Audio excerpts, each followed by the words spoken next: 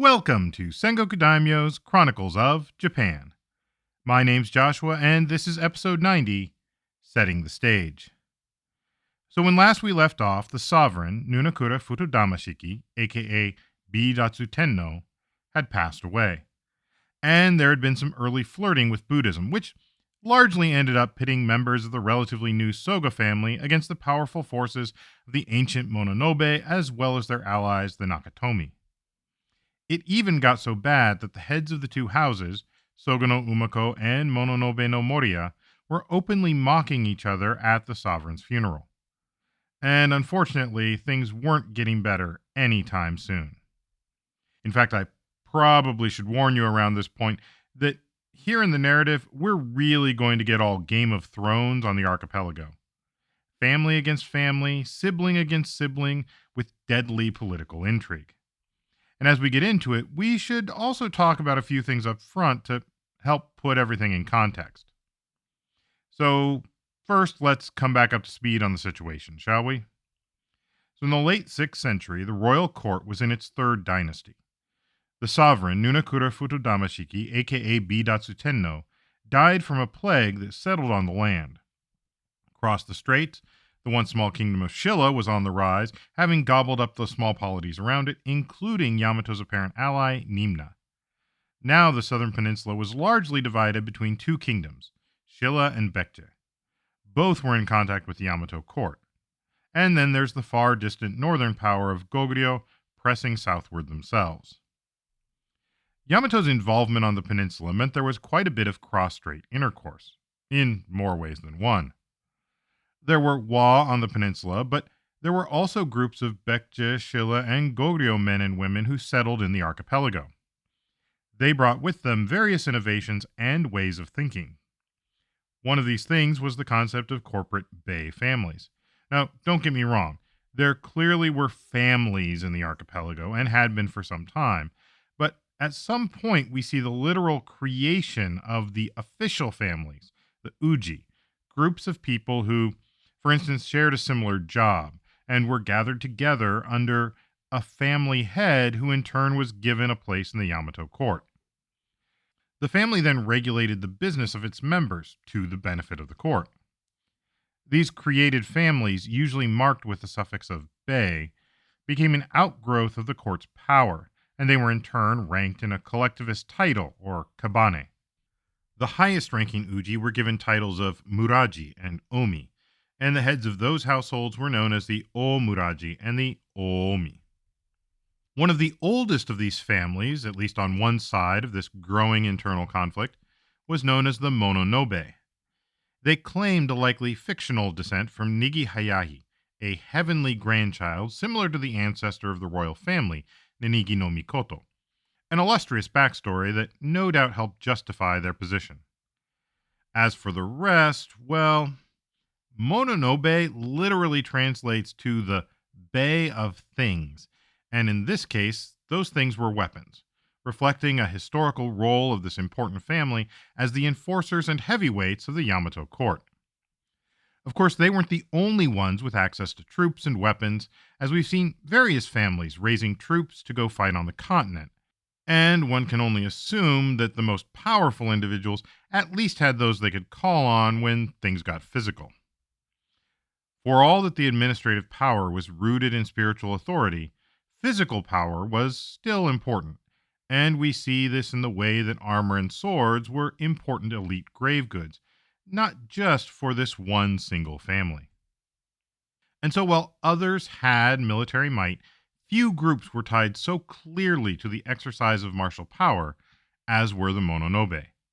And they wielded that power on behalf of the sovereign and the state, at least according to the Chronicles. Whether it was punishing rebels or just executing the cruel whims of a violent and entitled ruler, the Mononobe were the ones, more often than not, knocking down your door in the middle of the night and dragging off those deemed enemies of the state. This position was such that you can see evidence of it in the earliest parts of the Chronicles. For example, the Mononobe are connected to their ancestral shrine of Iso no Kami, one of the oldest shrines mentioned. It was said to be the home of the sword that Susanoo no Mikoto, the wild brother of Amaterasu, used to slay the giant eight-headed serpent Yamato no Orochi, which is generally seen as a metaphor for Yamato conquering parts of Izumo. Then there were the piles of swords that were stored at the shrine, which make it sound less like a place of spiritual worship and more like an armory. Though, let's face it, for some people those are basically one and the same. Add to that all the times that the Mononobe were called upon to unalive some opponent to the throne, and we get a pretty clear picture of how they had for so long held a place at the very top of the court structure. On the other side is the Soga family, currently personified with Soga no Umako at their head. While the Soga certainly trace their lineage back a respectable distance, including to Takechi no Sukune and others, at this point they were clearly relatively new, with their earliest mention coming in the reign of Wakatakiru, aka Yuraku Tennou, sometime in the late 5th century, about 100 years before our current point in the narrative. Furthermore, they had no clear spiritual center of note, at least not one that seems mentioned in the Chronicles. One source of their power and authority came through their connections with the continent, primarily with Baekje and with related families. The other part of their power was through marriage, especially the daughters of Soga no Iname. Now, up to this point, the descendants of Ohodo no Okimi, aka Keitai Tenno, had been ensuring that their queens were members of the previous dynasty. This gave them and their offspring connections back to those other lineages, helping bolster their claims to an unbroken lineage and their right to rule over all of Yamato. While the sovereigns might marry daughters of other houses, those wouldn't typically be named as queens, although they might be expected to raise royal princes and maybe future queens. Often these were political marriages that enhanced the court's connections to various regions. A few particularly influential family names also appear in the record, such as Katsuraki, Okinaga, and the Wani no Omi. Still, the success of those families pales next to what Soga no Iname enjoyed in a single reign. Soga no Iname had achieved what few others could. He was the head of his family, one of the few Omi, or ministerial kabane, and he had the personal title of Sukune, one of the highest honorifics attainable by an individual. Both of those spoke to his power at court, and when he passed away, he was succeeded in his post by his son, Soga no Umako, who was also made Omi and who also held the honorific of Sukune. Moreover, and perhaps more importantly, Soga no Iname married two of his daughters, Umako's sisters, Kitashi Hime and Onanegime, to Ame Kuniyoshi, that is to say, Kimmei Tenno. Both of them had a number of sons who were also royal princes. And one of Kitashi Hime's daughters, Kashikiya Hime, then went on to marry Ame Kuniyoshi's son and successor, and her own half-brother, Nunakura Futodamashiki, aka Bidatsu Tennou. And when Nunakura's main wife and queen passed on, he was urged to elevate Kashikiya Hime to the rank of queen herself. Long story short, the immediate children and grandchildren of Soga no Iname were in a great position. Soga no Umako was a powerful person at court, and brother and uncle not just to a number of the royal princes of Ame Kuniyoshi's line, but to Nunakura's queen as well, which gave him some powerful sway. We're also told that he had taken as wife the younger sister of Mononobe no Moriya, likely as an attempt to bring the two families closer together. Spoiler alert, it didn't. All of those royal princes of Soga descent would not have been eligible for the throne under normal circumstances. But here's where things get a little dicey. Nunakura had been the son of Ame Kuniyoshi and Ishihime, who was herself the daughter of former sovereign Takeo Hiro Kuniyoshi. Of course, Takeo's mother had come from the Owari no Muraji, a sister clan to the Mononobe, but the Nihon Shoki glosses over that by claiming Takeo was just holding the throne until his more legitimate brother was ready. Still, long story short, legitimate or not, Nunakura was the direct descendant of at least two previous sovereigns, so one would imagine that he would be succeeded by his son, Hikobito no Ohine, son of Nunakura and his previous queen, Hirohime. And yet, Hikobito was probably relatively young, and besides Nunakura, there were numerous other sons of Ame Kuniyoshi. Conveniently for the Soga, most of these were through his Soga descended wives. One was Kashikiya Hime's brother, Tachibana no Toyoi, and there were also her half brothers from her aunt, Onanegime, including princes Hasetsukabe Anahobe no Miko and Hatsusebe, or possibly just Hasebe no Miko. Remember, there is no such thing at this point as primogeniture. Doesn't matter if you're the oldest son of the previous sovereign, and the throne commonly passed to brothers before it went to sons and nephews. Finally, there is Kashikiya Hime herself, niece of Soga no Umako and newly elevated queen of Nunakura. While some women may have been content to simply raise the future generation of sovereigns, there's plenty to indicate that Kashikiya Hime was a highly political animal in her own right. On top of that, although her grandfather had passed away, her uncle, Soga no Umako, had taken his place at the top spot in court. She knew the ins and outs of the court, and she seems to have favored her uncle and her Soga family.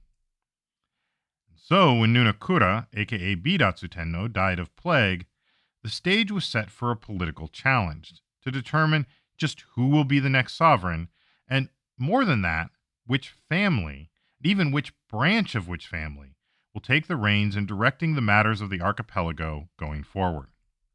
All right, before we get much further, I do have to warn you the sources we have are clearly biased when it comes to the events they are recording. I mention this because many of the stories in this highly dynamic period really come from just a few places, and I don't want to keep caveating everything all the time. So let me get a lot of it out of the way now before we really get into the juicy bits. This also goes for some of the stuff in the last few episodes as well. And while the Chronicles were built from records that survived into the 8th century, it's clear that not every family is equally represented. And it's also clear that the chroniclers, who knew the outcome, were massaging the narrative in various ways. And so we get a narrative of how Mononobe were enemies of Buddhism, attempting to stop it from spreading and trying to protect the indigenous worship of the kami. They were assisted in this by the Nakatomi, a family of court ritualists who no doubt were also out to stop Buddhism's progress. As for the sovereigns, Ame Kuniyoshi and Nunakura, while they weren't necessarily Buddhist, they are portrayed as essentially neutral, going back and forth between the advice of the ministers as they fought internally. Most of this, as I said, comes from a single source, from the Nihon Shoki. The Sendai Kuji Hongi does give a much more abbreviated version of the actual history, and the Kojiki is pretty much focused just on the lineages at this point. Now, by the time all this was written down, a lot had happened, and neither the Soga nor the Mononobe were necessarily running things anymore. Michael Como, in his book Shotoku, suggests that in all probability, Ame Kuniyoshi and Nunakura were likewise hostile to this new religion, and I think I can kind of see that. After all, they had to realize that it was a threat to their own authority as the dedicated interpreters of the will of their ancestral kami. It may be that the positions put forth by Mononobe and the Nakatomi were indeed their general thoughts on the matter, but it wasn't as if the Mononobe just went ahead and destroyed the Soga temples, twice I might add, all on their own. They first made sure to get an order from the sovereign, an order that may not have taken much arm twisting to issue. Como and others also point out there's a problem with another often overlooked aspect of the struggles as they are portrayed. The typical narrative pits the foreign religion of Buddhism against the indigenous religion of the Way of the Kami, what would eventually be known as Shinto. But at this point, it really didn't have any particular name. Now, the usual way of telling the story is that the native religionists were simply pushing back against a foreign incursion. And even though Buddhism would thrive in the Japanese archipelago and come to be another tool of the state, there was a certain conflict there that always remained, due in large part to the ceremonial role that the sovereign was supposed to inhabit. The problem is that there's nothing that clearly indicates that the so-called indigenous religions were appreciably less foreign to the islands. Even the earliest stories that were recorded in the Nihon Shoki, which depicts Japan as a special place formed by the kami themselves, well, Even there are clear connections to the continent.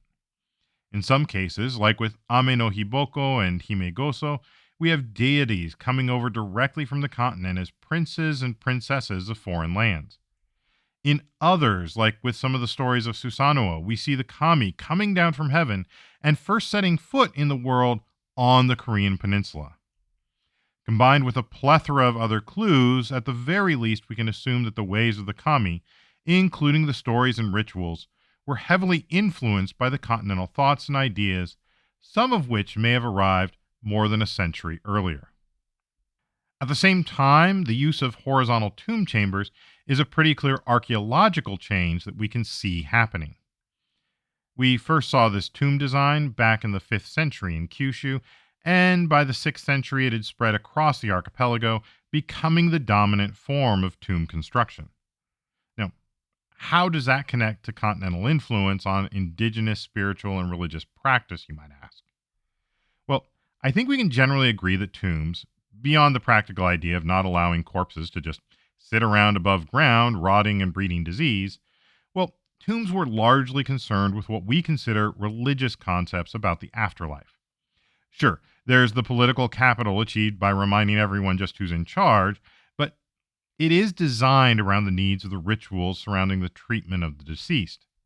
Hence the grave goods, as well as some of the clay, wood, or stone pillars and statues erected around them.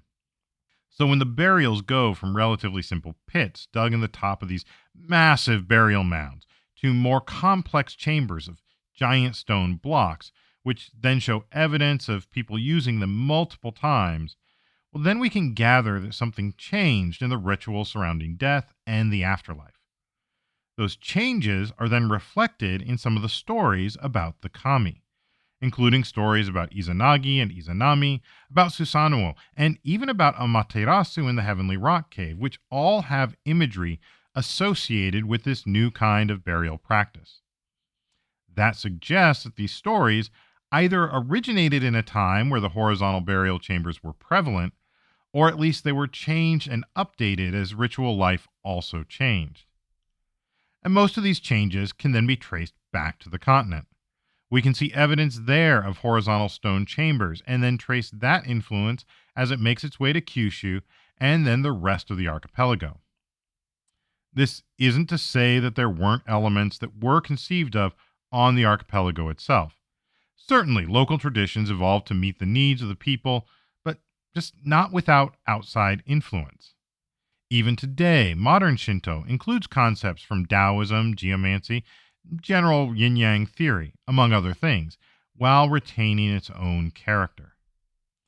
The point is that the argument that the resistance to Buddhism was purely because of its foreign nature seems almost laughably false.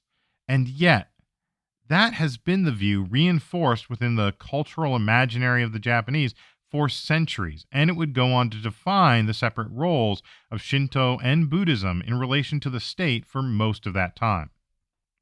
As we look at what takes place, however, just keep in mind that this was much more about sheer naked political power, regardless of how later generations tried to make it look. Also, it's unlikely that there were any clear villains or heroes either. Real people are complex, and motivations are rarely straightforward. And so with all that, let's get back to the funeral of Nunakura. So the throne was empty, except for the presence of the queen, Kashikiya-hime, who continued to reside in the palace, presumably receiving guests and whatever the Yamato version of funeral potatoes was, probably some kind of dried fish. The succession at this point wasn't exactly clear. Nunakura had a son, Hikobito, who was no doubt the heir presumptive, but there's nothing explicitly stating as such. Ame Kuniyoshi had been quite prolific, and many of Nunakura's brothers or half-brothers were still running around. In addition, though unstated in the Chronicles, Hikobito was not the son of Kashikiya-hime, and so it remains unclear just how motivated she was to help him ascend the throne. The first to act to resolve this uncertainty was a prince that was neither a direct sibling of Nunakura nor of Kashikiya-hime. It was none other than Hatsusekabe Anahobe no Miko. Like Kashikiya Hime, he was a grandchild of the illustrious Soga no Iname, except that he was descended through Iname's younger daughter, Onane Gimi. Anahobe seemed to have clear designs on the throne.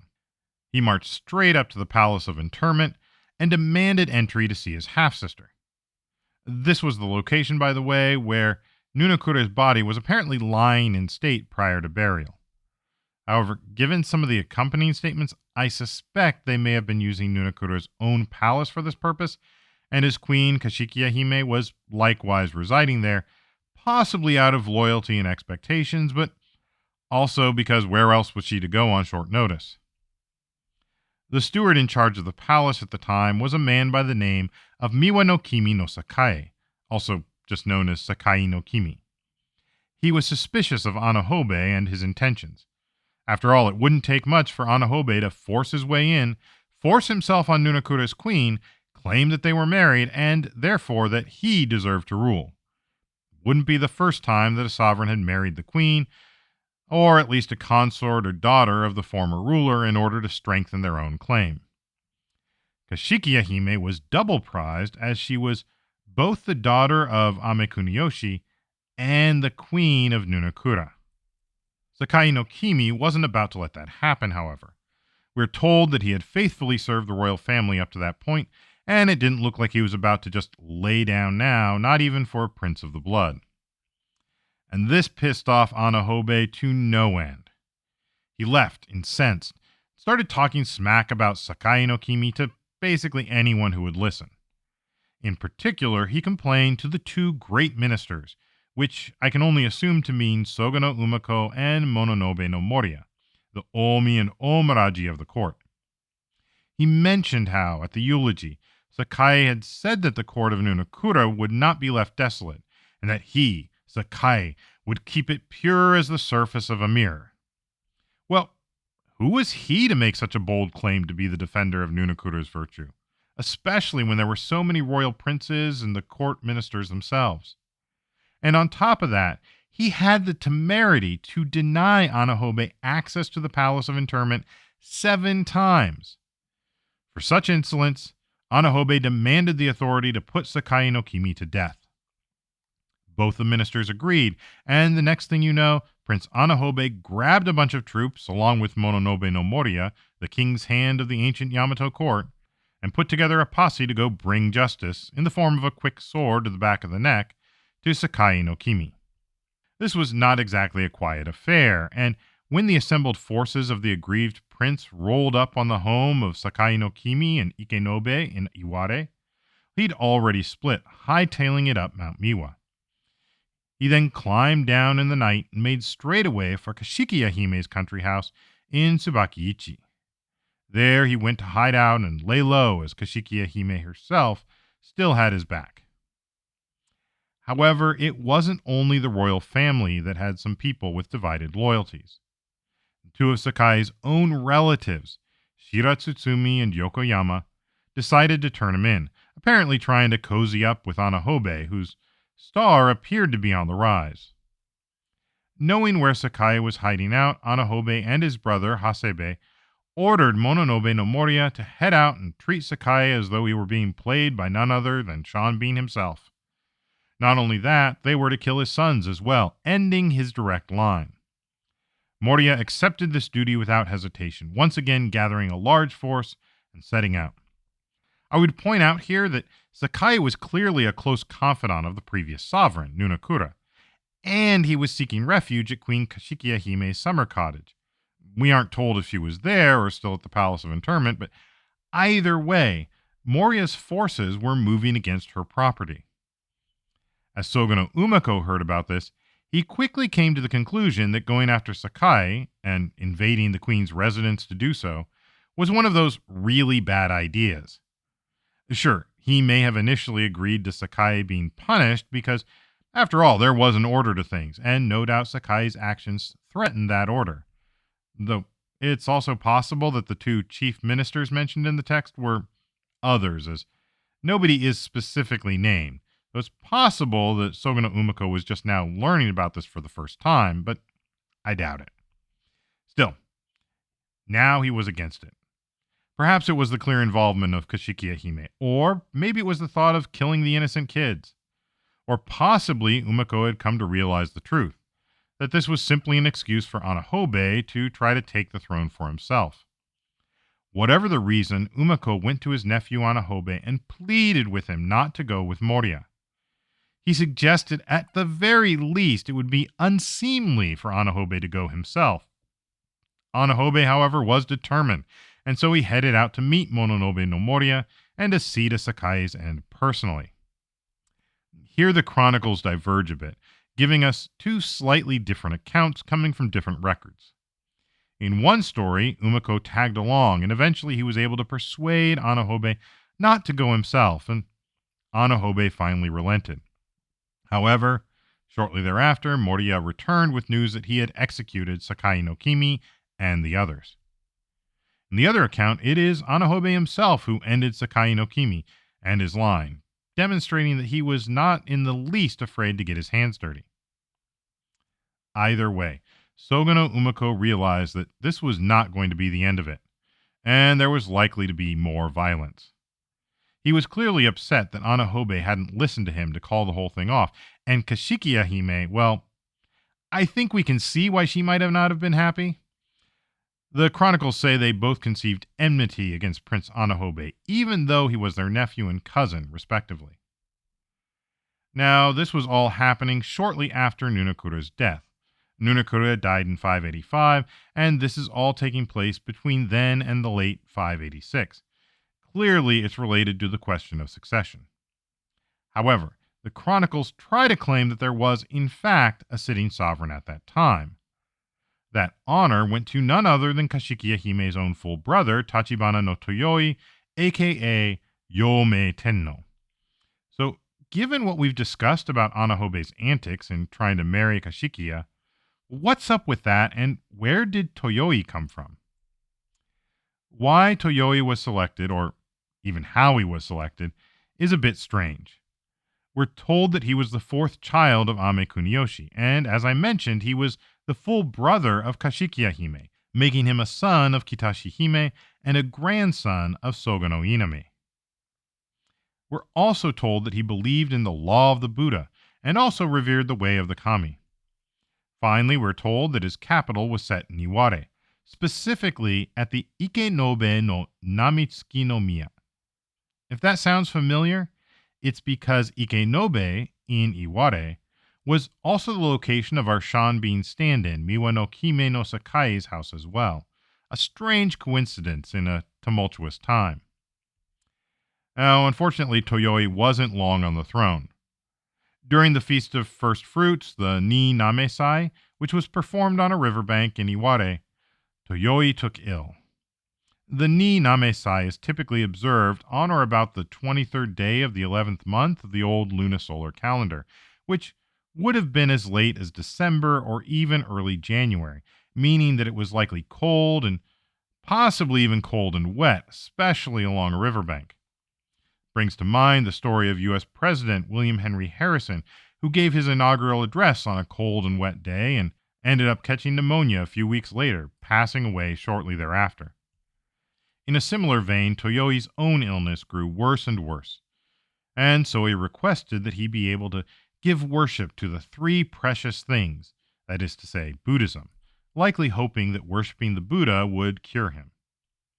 Obviously, Soga no Umako was in favor of this, having tried to get his own temple started in the previous reign, but both Mononobe no Moriya and Nakatomi no Katsumi opposed it, claiming that he would be turning his back on the kami of the Japanese archipelago. It was deja vu all over again. The tiebreaker in this case came from what might seem an unusual source. It was none other than Prince Anahobe himself, who found a priest and brought him to his elder half-brother's side. The records simply state that it was Toyoi's younger brother, but a note in the Nihon Shoki explains that Prince Anahobe is assumed to be the one they mean. This is bolstered somewhat by the fact that Toyoi is said to have been married to Princess Hatsetsukabe Anahobe no Hime Miko. That's right, Toyoi had married Anahobe's sister, which may have also made them closer than even normal bonds of kinship would account for. Thus, whatever designs Anahobe had on the throne seemed to have been overcome by his desire to help his half-brother, an apparently touching moment. Unfortunately, it didn't help. Toyoi grew worse and worse, and eventually it was clear that he wasn't going to make it. Kuratsukurebe no Tasuna, a son of Shiba Tato, offered to become a monk on Toyoi's behalf and help make merit for him. Shiba no Tato, you may recall, had been the one to help Soga no Umako with his first attempt at setting up a temple, including having his own daughter ordained as a nun, so this seems rather on brand for him.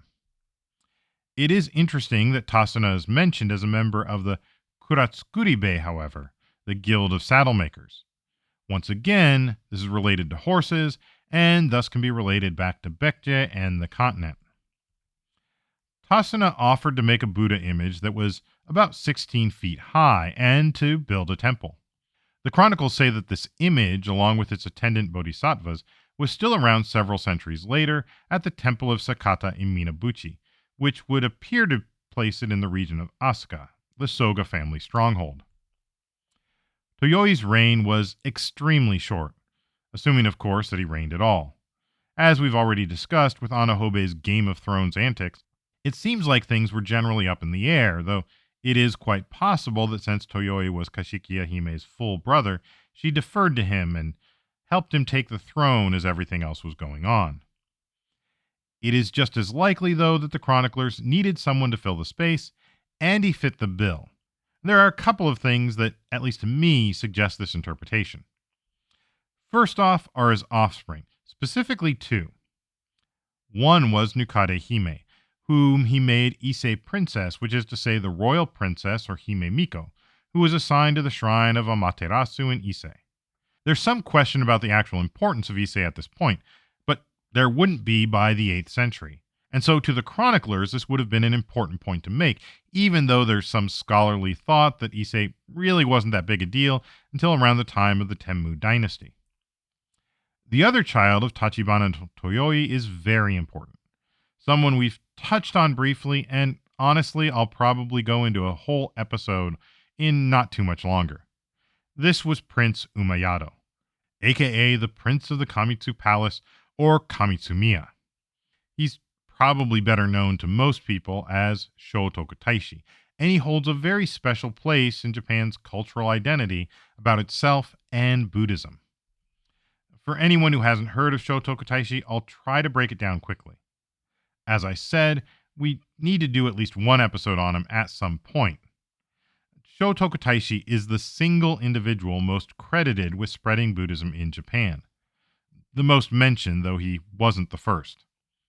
Problem is that this means there are a lot of stories around him and his accomplishments, such that it's hard to pull out fact from fiction. Much like Yamato Takeru, Shotoku Taishi's legend had already grown by the time the Nihon Shoki was being written, to the point that different temples were almost fighting over who got to write the narratives about him and whose stories were taken as factual. Think about George Washington chopping down the cherry tree, and you get the picture of the kinds of cultural imaginaries that get attached to Prince Shotoku. So it's little wonder that this very important figure's father, Tachibana no Toyoi, gets credited with at least a few years on the throne, whether or not he ever actually sat as ruler. Provides even that much more legitimacy to Prince Umayado's later accomplishments, or at least explains the accomplishments that were attributed to him. It also might explain why Toyoi's own story centers so much on his belief in Buddhism as well. There is a point made of talking about the fact that Toyoi believed in Buddhism and that he's the first sovereign we have to actively seek out the worship of Buddhism. Once again, it's hard to know if this was truly the sovereign. I tend to feel like this whole period was one of those times when the court just couldn't initially get united behind a single person, and what we're seeing is more after-the-fact ascensions to boost the lineage. But the dispute over Buddhism is clearly the centerpiece here for something much greater. But we haven't gone full family-on-family war yet, which brings us back to Mononobe no Moriya. He was clearly not happy about the whole situation with the sovereign ignoring his device and performing more Buddhist worship, and it didn't help that the powerful Anahobe had stepped in on the side of the pro-Buddhist faction. They had just been out murdering people together, and now Mononobe turned his back on him. Moriya likely felt tossed aside. I've seen some suggestion that Mononobe House and the Soga House this time were equals.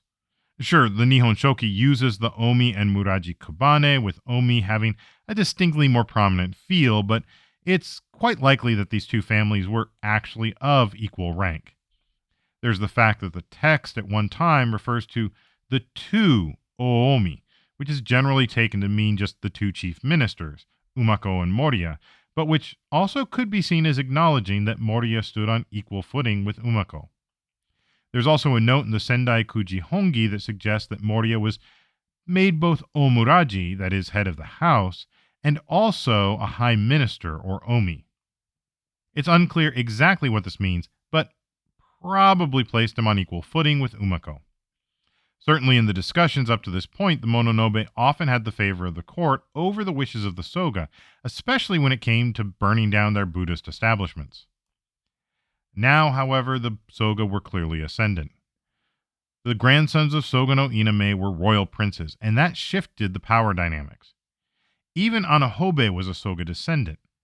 It's easy to see how Moriya was likely feeling isolated and even belittled by the court. Enter Oshisakabe no Kekuso, who bent Moriya's ear and convinced him that all of the other ministers were now plotting against him. More than that, they were about to ambush him and take him out of the picture altogether. And was that so strange? Hadn't something similar just happened with Sakai no Kimi when the powerful people of the court found him too troublesome? Moriya himself had helped carry that out and bring it about. This was not exactly a time where one was innocent until proven guilty, and if you wanted someone out of the picture, well, it was hard for them to tell their story from inside a massive burial mound. This was a dangerous time to be on the political outs. And so we are told that Mononobe no Moriya retired. He left the court and went to Ato, where he had his own country house. This would have been in a Mononobe stronghold. It's often thought to have meant somewhere on the Kawachi Plain, around the city of Yao, on the southeastern edge of the modern metropolis of Osaka, outside of the Nara Basin. There he gathered a force of troops around him, presumably for his own protection. Allies such as Nakatomi no Katsumi came to his aid. And as Umako had predicted, this whole thing was not going to end well. The two most powerful ministers at court had been feuding since the death of the previous sovereign. They had broken on policy, on religion, and even on threats to the throne. And now one of them had holed up in their own stronghold and was building an army. Meanwhile, you still had a bunch of princes running around, all of them possibly eligible to ascend and take the throne of Yamato for themselves. The storm clouds of war had gathered, and people were taking sides. Whatever happened, it's clear that it would have momentous consequences for everyone involved, at least if they lived to see it through. And that's where we're going to leave it for today. We'll follow up next episode, but until next time, thank you for listening and for all of your support. If you like what we're doing here, please tell your friends and feel free to rate us wherever you listen to podcasts. If you feel the need to do more and want to help us keep on going, we have information on how you can donate on Patreon or through our coffee site, ko-fi.com/Sengoku Daimyo, or find the links over at our main website, sengokudaimyo.com/podcast, where we'll have some more discussion on topics from this episode. Also, feel free to tweet at us at Sengoku Podcast or reach out to our Sengoku Daimyo Facebook page. You can also email us at thesengokudaimyo@gmail.com. And that's all for now. Thank you again, and I'll see you next episode on Sengoku Daimyo's Chronicles of Japan.